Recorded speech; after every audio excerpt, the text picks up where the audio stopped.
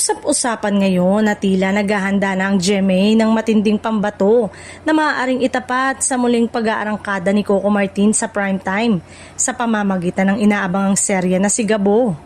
Matapos ang matagumpay na pamamayagpag ng kanyang mga naunang proyekto sa gabi, marami ang naniniwalang muling iinit ang kompetisyon sa pagitan ng dalawang higanting network.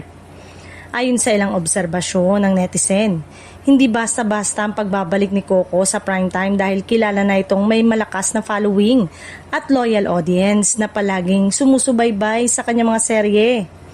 Kaya naman marami ang nagsasabing kailangan pag-isipan ng mabuti ng GMA ang programang ilalaban dito upang makahikayat ng sapat na viewers.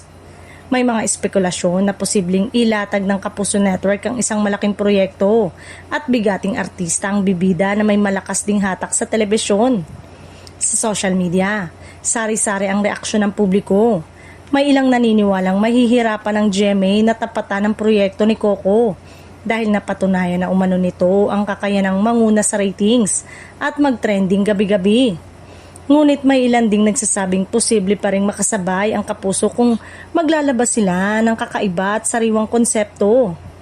Hindi rin may kakaila na malaking pressure ito para sa GMA programming team dahil inaabangan ng publiko kung ano ang magiging sagot nila sa pagbabalik ng isa sa pinakamalakas na leading man sa bansa.